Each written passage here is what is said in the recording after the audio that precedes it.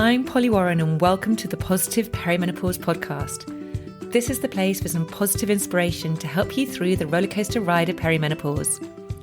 I truly believe that with the right support, knowledge and wellness tools, you can feel your best yet, because I'm learning this life phase can be a truly exciting and often pivotal time of life. With every episode, my mission is to support and empower you to own your menopause, because it's time to start taking care of the most important person, and yes, that's you. So thank you for being here and sharing your time with me. Now let's dive in. Hello, and welcome back to the podcast. I hope you are doing really well. As I record this, I've just realised that I have got less than 2 weeks of being in my 40s. So in 2 weeks, I turn 50. And actually, I'm very delighted to say that I am feeling so good about turning 50. If you'd asked me that 10 years ago, I probably would not have said that at all.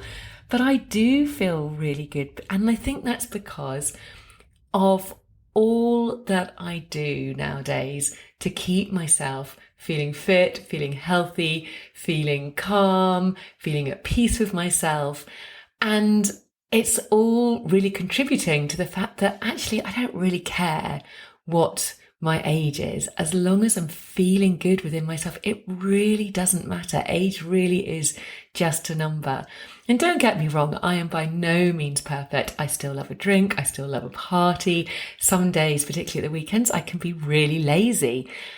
But generally, I'd say 80% of the time, I ensure that I am moving my body in some way, whether that is stretching, whether that's doing some weights, whether that's going for a run, doing some yoga, whatever that might be. I make sure I do something pretty much every day. Sometimes it might just be a walk. I make sure that I am doing something for the mind. So for me, that could be breath work. It could be meditation. It could be just sitting very still and taking 5 minutes out of my day to do nothing at all. And I'm very conscious of what I eat. And again, this can be improved, but it's a conscious decision to try and really limit the amount of sugar I have, the amount of processed foods I have, and to really nourish and nurture my body. And I think it does start to pay off. And hopefully going into my 50s, I will continue to feel like this. So it's a constant work in progress. But yes, I think for anyone listening, if you're struggling at the moment, just remember it is all those small, tiny actions you take on a day-to-day basis. They do make a difference, and they will ensure that you age as well as you possibly can. And I think that's what we all want.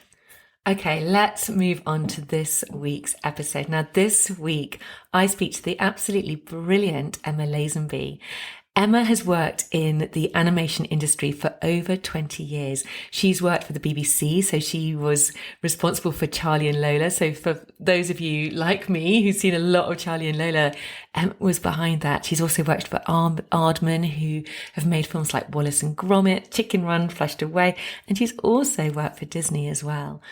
And then in 2010, Emma won a BAFTA award for a short animated film called Mother of Many, which is a film about midwifery and childbirth. It was then that Emma realised the great power of animation as a resource for health education. And she decided that she was going to follow her passion of this area and started Formed Films in 2015. Formed Films uses animation to help people better understand medical and health issues. And this year, Formed Films and Emma created an animation called Cycle of Change, Understanding Menopause, which is a short film which empowers women and shares real life experiences from all stages of the menopause transition.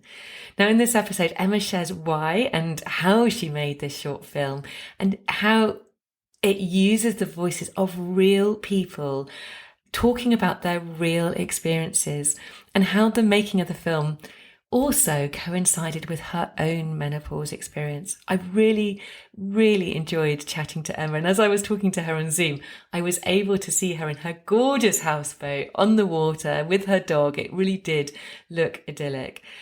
I will put a link to the film in the show notes. I really do encourage you to have a look at the film, share it wherever possible. It's free to be shared. It's there as a resource to really help people, all people, not just women, but everybody, to get a good understanding of what the signs of perimenopause are, menopause are, to really help people better understand when they might be approaching it or in it. So without further ado, please welcome the absolutely wonderful Emma Lazenby. I'm really delighted today to have Emma Lazenby here with me on the podcast. Thank you so much for joining me here today, Emma. Lovely to meet you, Polly. Well, I came across you, Emma, through your really brilliant film, Cycle of Change, which I saw the other day. It's part of World Menopause Month, and it's all about menopause. And we're definitely going to come and talk about that film. But before we do talk about that film, I wonder if you could just tell me a little bit about your background, particularly in the animation industry. I know you've worked for some organisations like the BBC, like Aardman, which was all the Wallace and Gromit stuff, which I absolutely love, Disney. How did your experience in animation lead you to create films, which I know that you have done many of, for health education? I was always a creative person, but I kind of wanted to be medical. I think always my grandma was a sister, a matron. My mum was a midwife and a nurse before she was a midwife. And my sister is, I never get this right. I think she's an orthoptic optician, but she'll tell me I'm wrong. And my niece has just gone to Cambridge to do medicine. Oh, anyway, wow. Lots of medical people in your family. Medical women, especially. Yeah, all medical women. And I started a career in animation because I loved drawing and I loved animation once I got things moving. And I got into the animation industry and worked on things like Charlie and Lola and lots of adverts and music videos. And my first film that I ever made at university was a film about Alzheimer's, about my grandma, called Something Missing. And I decided that I wanted to make another film after 10 years in the industry. I was thinking of giving up being an animator and retraining to be a midwife. And my mum was retiring. I made a film about midwifery and childbirth called Mother of Many, which went on to win a BAFTA, which was really exciting. And I got to go to the proper BAFTAs and everything. I kind of knew that I'd got skills in tackling difficult subjects. And when the film did so well and went to so many festivals and just was so well received, I kind of realised that I could be medical, but be an animator as well. And I could do a lot of good with the talents I've got. Instead of retraining to help one person at a time, I could make films to help as many people as possible to understand difficult and different medical issues.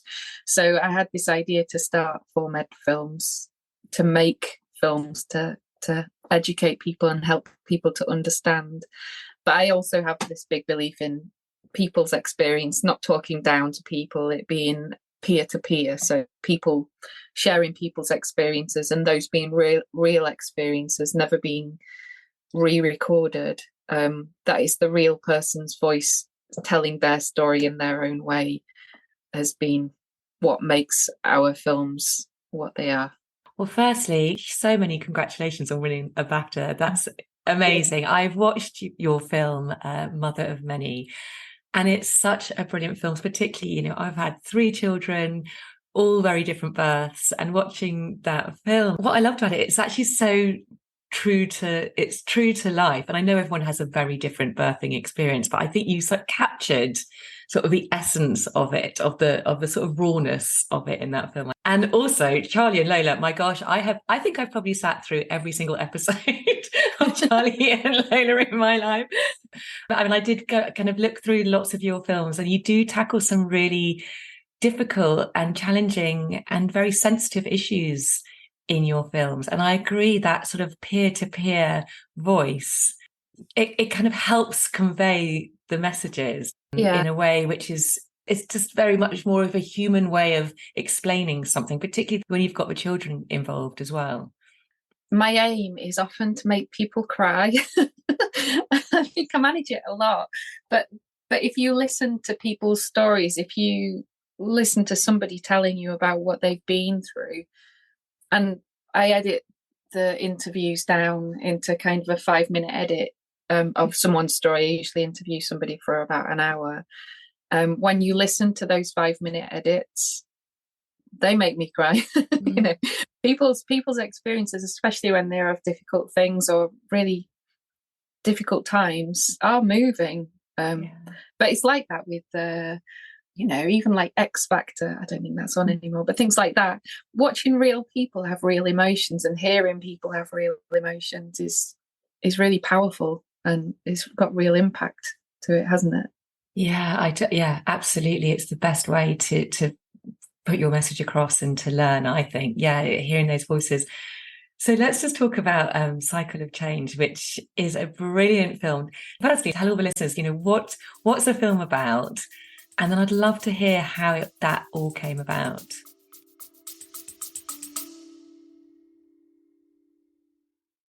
A very quick break to ask you to hit the follow or subscribe button if you haven't already. And if you're enjoying this episode, I'd be super grateful if you could hit those stars and rate it too. Thank you. So the film is called Cycle of Change, Understanding Menopause. And it's trying to fit the whole menopause transition into a 5-minute film with as many experiences as I could fit into the film. I'd wanted to make this film probably nearly from when I started ForMed Films in 2015. As a woman approaching menopause, it felt like I was worried about this major life change that I was coming towards. And I thought I'd got quite a long time to get there. But I knew that I wanted to make a film. I knew that nothing existed like this, that took people through the menopause, that helped you understand really what I wanted to know is what was going to happen to me and how I would know if I was in the menopause. I'd never heard of the perimenopause before I started making the film, really.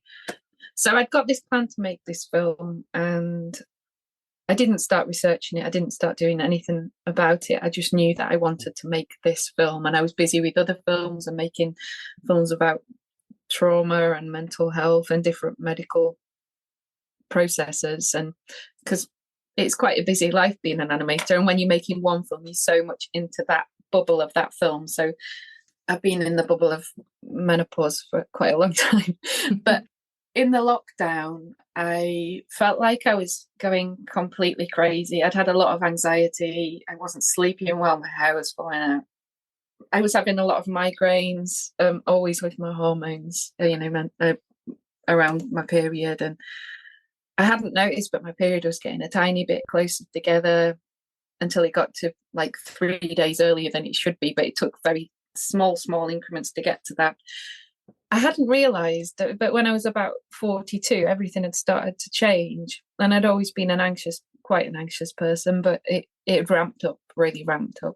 And it took me about 2 years to realise, until we were in the middle of the lockdown. And you thought you were going crazy because we were in a lockdown. Yeah. But I realised that I was in the perimenopause, and that how could I not know when I'm kind of I've been wanting to make this film for a long time, and it's I think it's how everybody comes into it. It's so gradual, the changes and the things like, the thing that made me realise that's what it was that I'd got these really bad pins and needles in my hands and my feet when I woke up, and I felt like something might be really wrong. And I've been to the doctors about all the different symptoms, and they'd given me pills for migraines, pills for my anxiety, pills, creams.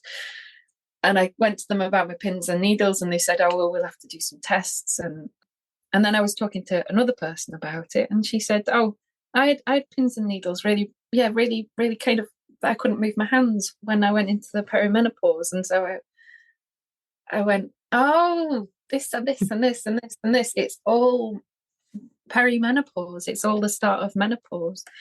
So I'd already spoken to Diane Danzebrink, who's an amazing, incredible woman that's been pushing this Make Menopause Matter campaign and menopause support, and she's does incredible work and is taking it into the secondary education system. She's pushing that at the moment a lot. I'd met Diane Danzebrink when I realised where I was. I really started to push the funding. I'd done this once before, done a passion project. I made the film about maternal mental health. Formed did. We made a film about maternal mental health a few years ago that I had pushed and pushed to make. But this one was the same. And the people who'd funded Perinatal Positivity, a big chunk of Perinatal Positivity, the maternal mental health film, the Burdett Trust for Nursing, I mentioned it to them and they kind of straight away said, no, we're really interested. Write as a proposal. And I did, and they agreed to give us half of the money to make the film. So we started to find the funding, and it took nearly a year to get all the funding together because we had to match fund what the Burdett gave us. So we got money from the National Lottery Community Fund and Menopause Support, Diane's organisation, and Bristol Menopause came in. Bristol Menopause is run by a brilliant woman called Hazel Hayden, who is in Bristol. She runs Bristol Menopause Clinic. So we had these two amazing collaborators. We had all the money. So we started the film in January this year. We made a plan of what the film would be together, Diane and Hazel and myself. And then I was just trying to work out how to get as many experiences in as possible. So we set up a survey that was asking what stage of the menopause you're in, before, in the perimenopause, maybe in the perimenopause, and postmenopause, or if you thought you were after. And we ran this survey where over 450 women took part, and it was really, really interesting and fascinating. And there's a lot of different experiences, loads of different experiences, but there's a lot of similarities. So we were finding those similarities, and the film is really, it's not about, it's about kind of a general normal menopause experience. If there is a normal, but there's normal menopause experiences, I think, but it's not about surgical menopause or about really, really, extreme cases. Though we did speak to people who've had a very difficult time. One woman who was 32 when she started and 36 when she went through the menopause. We interviewed a lot of people and ran workshops to gather people in the same stages to talk about their worries or their experiences and what had made them realise they were coming into the menopause, how they worked it out.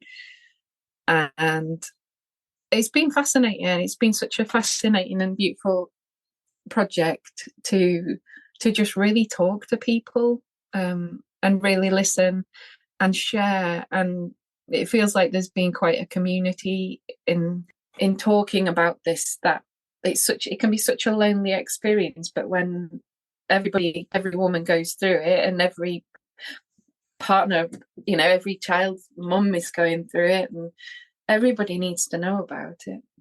Yeah, it's been an amazing project. So we gathered all of these voices through the workshops and the interviews, and all of these experiences through the survey, and ended up with about 20 hours of audio that I needed to get into 5 minutes to make the film.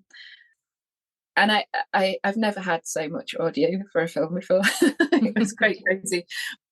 There was too much good. So on the website as well, there is kind of 2-minute edits of people's stories, and there's a few more to come on there about surgical menopause and different experiences, that we're trying to let the website keep growing, let the knowledge keep growing and the resources keep growing. But we gathered a team to work on the film. There's a few animators, a producer, an editor, sound designer, a composer, who we work with often. A lot of the team are like, and on this film, because we got the funding and we'd been planning it for such a long time. I got my dream team on this project. I got all the best animators and the best of everything. I just knew who to talk to from years of working in animation. I know a lot of people.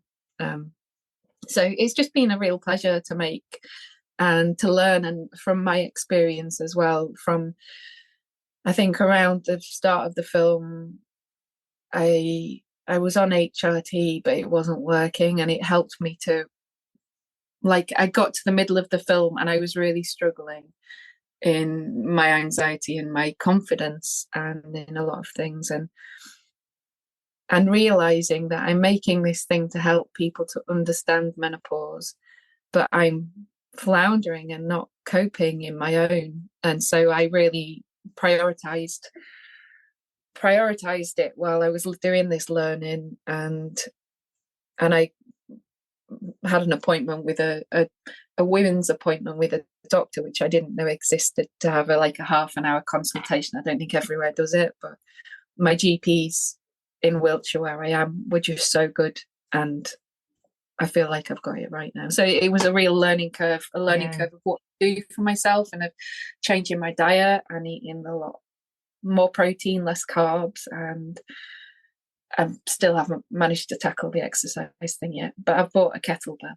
I mean, in a way, it was just like a perfect blend, wasn't it, of your own personal experience and making this film all at the same time to create something which was obviously so helpful, not for you, but also which is going to be so helpful for so many other women as well. I'm really curious, all of that footage that you got, all of those questionnaires, all of those conversations, what were the things which really just sort of jumped out at you? What were the overriding sort of commonalities between, I mean, if there were, and I know every woman has a totally different experience, but there are common themes. I mean, I'm just wondering for you, what jumped out of those interviews?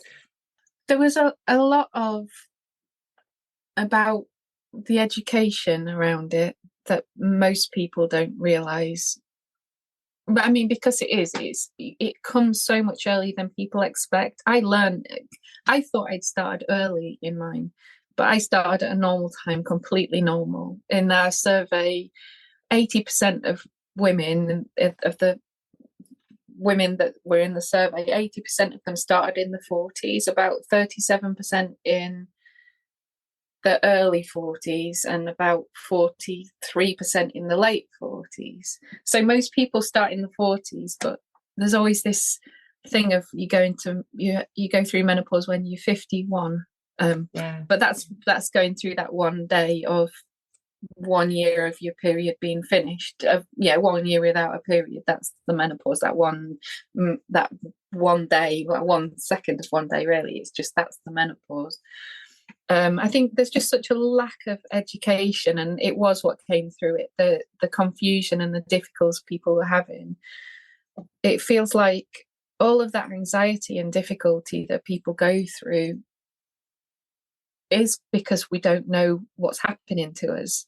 And as soon as you know what's happening to you, it can be difficult, but you can begin to deal with it and find things that will help you to go through it. So it did stand out just how uneducated we are, and how long people can go through this without any GP saying, let's look at menopause. Because all the symptoms I was having, if you look at the menopause checklist, it's just the tick, tick, tick, tick, and nobody spotted it. And most of us go through similar things. Similar things like the anxiety. I think the mental health issues in it.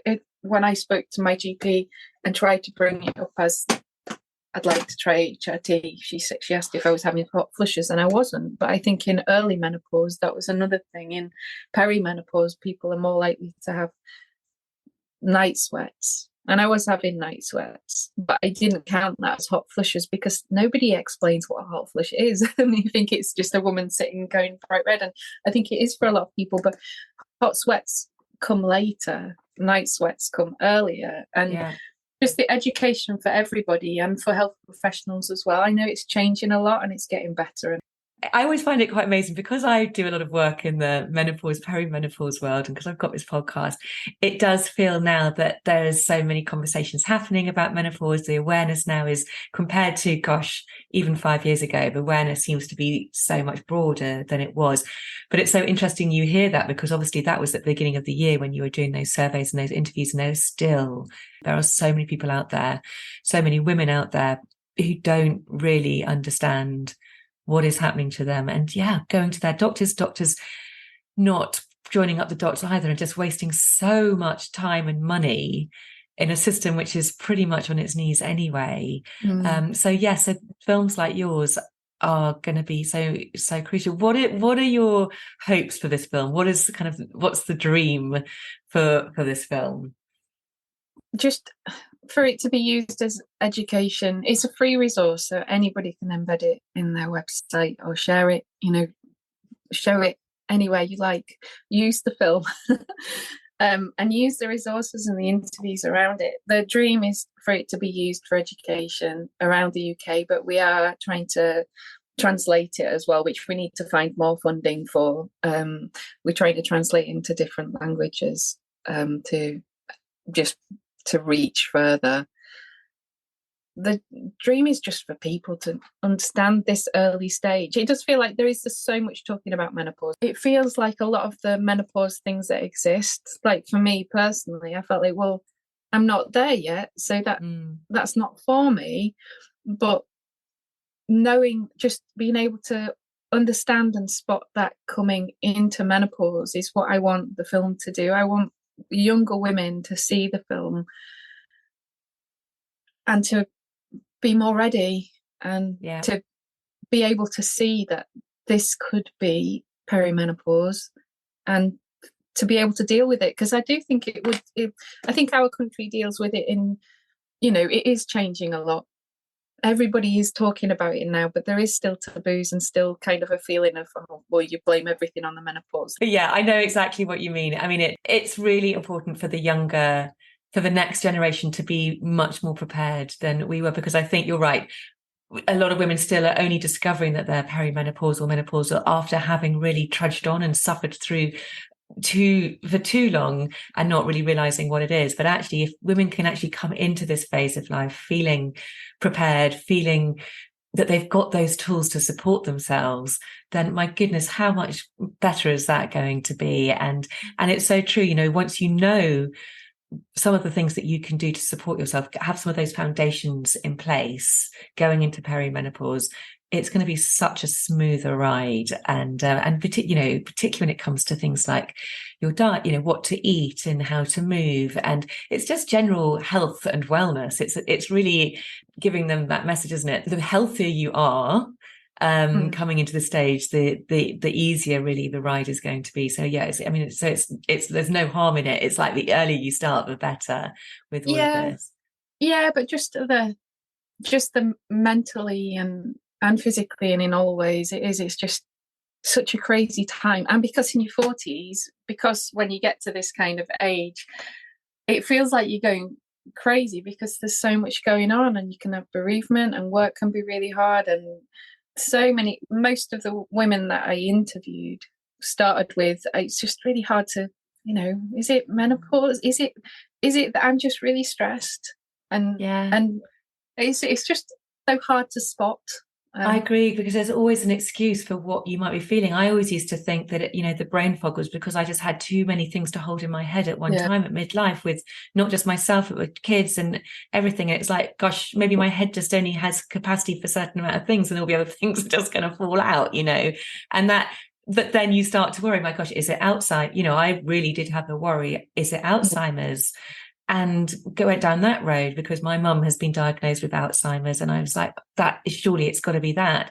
So I think you can kind of find excuses and explain things away, and it can be really, really terrifying and scary. But actually, you're right. If you're aware that actually this is what is potentially can potentially happen. Although I think when you're younger, it's very difficult because you think you're going to be healthy and invincible forever. Yeah, it's the awareness bit. It's how it's just. If you go through it in your early 40s, you do feel like this shouldn't be happening to me. Why is this happening? You know, it does feel like that the education just needs to change. This 51 thing of you go through menopause when you're 51. It just needs to be not thought of that way. Many people might go through the actual one day of menopause when they're 51, but they might have 5 years of not really knowing what's happening in the body before then, and being able to think, this is because of my hormones, this isn't because that my hair's not falling out because I'm going to be bald in a few years. It's my hormones, so maybe I will. And also, let's not forget, it doesn't just affect women, it affects every single human, really. You know, it affects everybody. So it's really important that everybody has some level of awareness. It is. It's why we made the film, is so to be shown in schools with kind of sex education, and to be shown in businesses, in intranets, to be shared on intranets, of just to spread this word, to be used to talk to GPs and health professionals so that people can spot it better. And from a point of view that if somebody's seen the film, a partner as well, if somebody's seen the film and the partner is not sleeping and has gone off sex, they might go, oh, maybe it's this, and it's a natural transition. It's nothing to be, nothing to be too scared of. It's just a natural thing that happens to half of us, and that happens to the other half too. Absolutely. Have you got any other plans of getting the film out there? Because it would be amazing if it was on an advert on TV, if it was in the beginning of cinemas, if it was, it was almost like a public broadcast announcement. This is what's happening. I mean, how amazing would that be? We're working on it. We've been pushing it out, and it's difficult to get it, to get it on TV, or if anybody listens to this. I went to the Women Over 50 Film Festival in Lewis recently, before the film came out, and the film was on there. And I met another lady, I can't remember her name. She made Menopause the movie, which is a much longer film. It's a brilliant film and it's very funny. And that Diane Danzebrink helped on that one as well. But we were talking about trying to make a screening of menopause films, of just really good menopause films to take around cinemas. So we'll try and do that sometime, hopefully. I've said that, but we've barely spoken about it. I think it's hard with with what I do. I've just moved on to the next film. So though menopause is still in my head, I can't remember the answers to your questions. I've moved on to parent-infant relationships and bonding with babies at the moment. Oh, amazing. Gosh, so you must have to now immerse yourself in that world, lots of babies. Yeah. I mean, it's quite, we just right at the very beginning of it, but I'm quite excited about it. It's nice to move on to a different subject. I feel like all social media and all I've talked about for so long is the menopause. Time to move on. There's only so much menopause you can handle. No. I mean, but I can handle more. I know. I feel like after all I've been through and all the reading and talking and listening and all of this 20 hours of footage and all of the reading, the survey, I do feel like I just know such a lot about it now. Yeah, you must do. And I don't want to lose that knowledge. I do. I've got friends who ring me up and you must be a guru. Yeah, you must, if there's any issue, anybody wants to know the answer, you must have it there with all of that amazing footage. What has the feedback been like so far then for the film, for people who watch the film generally? The feedback's been amazing, and it is being watched a lot, but we want it to be used and seen more. But then the feedback has been brilliant. Just people have said how it's helped them to start conversations from before the menopause, and how emotional they found it to watch, but how it's made them kind of feel heard and seen. And it feels like the feedback has just been so positive, and excitingly so, because it is quite a unique film. There isn't one like it in it being so compact and taking you through such a lot of experience in 5 minutes. Which is such an art to do, to, as you say, you've put so much into that 5-minute film and you've done it so beautifully. It's, gosh, it's a really brilliant achievement to have done. So amazing. But my last question I ask all my guests is, because this is called the Positive Perimenopause Podcast, and I try and give the listeners kind of one thing they can take away, which is, something relatively practical, which they can put into practice to help them have a more positive perimenopause.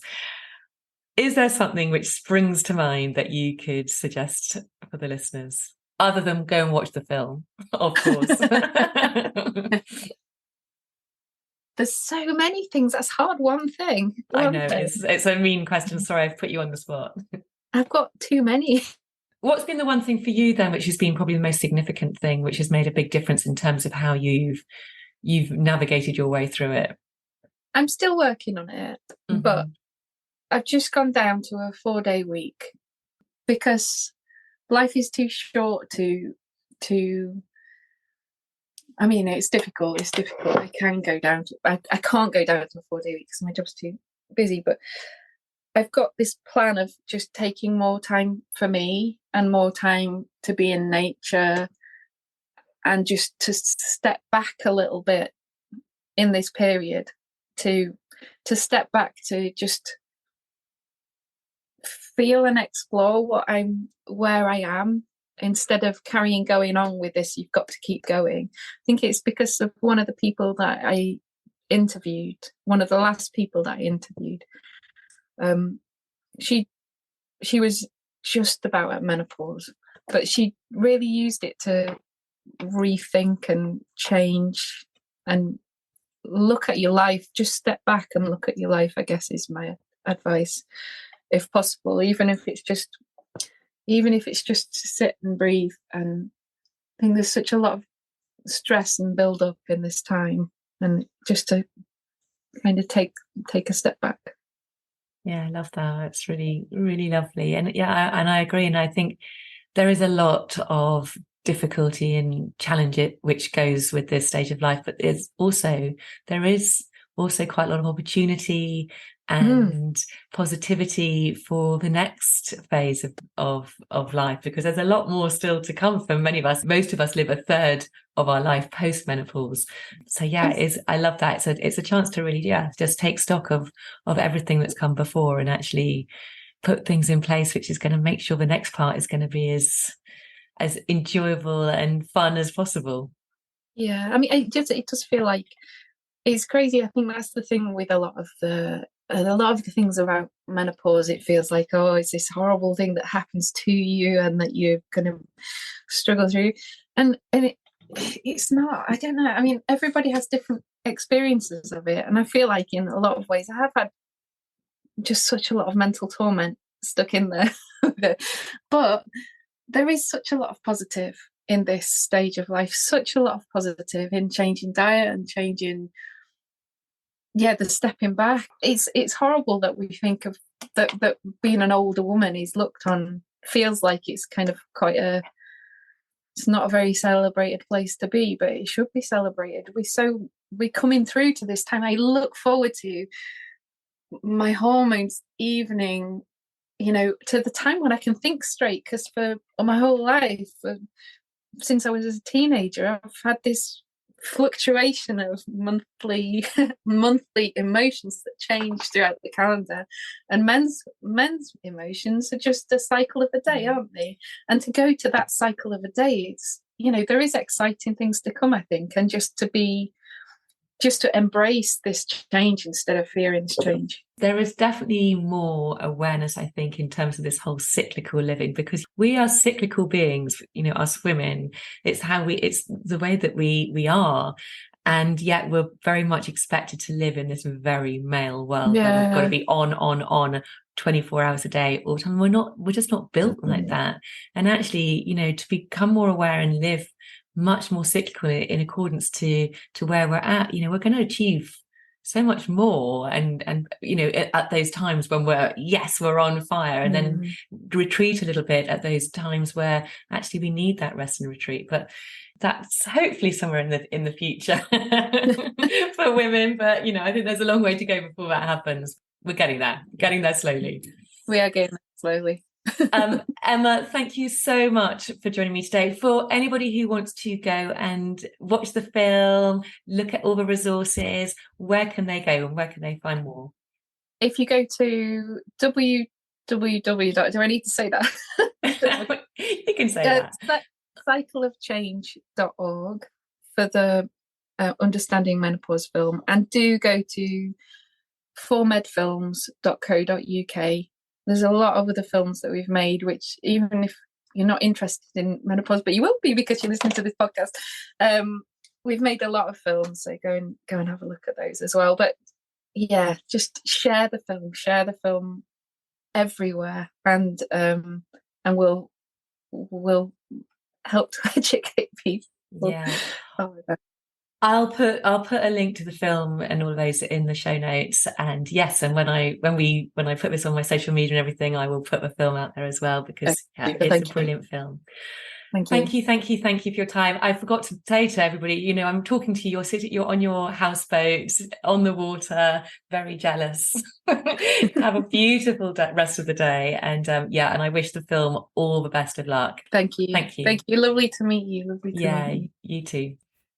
So please do go and have a look at the 5-minute film. It is in the show notes, and I would love, and I'm sure Emma would as well, love to hear any thoughts that you have on it. For me today, the biggest highlight of this conversation is this fact of getting informed, being educated about what to expect. As Emma pointed out, there are still too many of us who don't know what to expect, who don't know what the signs are of perimenopause and how we can start to recognize those and manage those. And as she said, once we know the signs and once we know that changes are happening, then it really takes away the anxiety, the fear, and then we're able to start to take control and take action to support ourselves through it. So yes, talk to your friends, talk to people around you. Let's make sure that everybody knows what perimenopause is and knows what the signs are and if they're approaching it. And perhaps now is a good time to remind you that if you are interested in working with me one-to-one on really helping yourself through this stage, but also, this is health and wellness, but it can also be what your next direction is as well. You can sign up for a free 15-minute consultation/discovery call. The link is in the show notes. And also perhaps a more affordable option for some of you could be to get yourself on the waiting list for my next round of Simply Peri, which I will be running again in the new year. It'll be a great way to start 2024. My intention behind Simply Peri was to create an experience, a course which will help you implement any changes that you feel like you need to make in order to have those foundational pieces in place to help you move through perimenopause and beyond in the best possible way for you. So it's been making sure that you're informed, obviously, but also looking at the nutrition, looking at how you're moving your body, what you have in place to really regulate your nervous system to ensure that you're not in that constant stressed fight or flight state. It's also about helping you feel really empowered to take control of your health going forwards. And the best thing about it is the really wonderful, supportive group of like-minded people who will be there with you.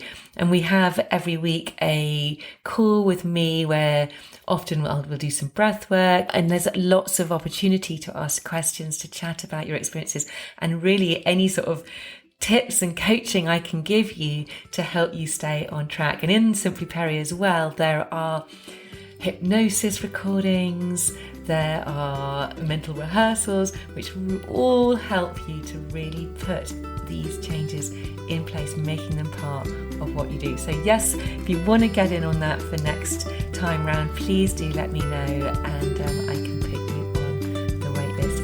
That is everything for this week. I hope you have a fantastic rest of your week. Take loads of care. Lots of love. Bye.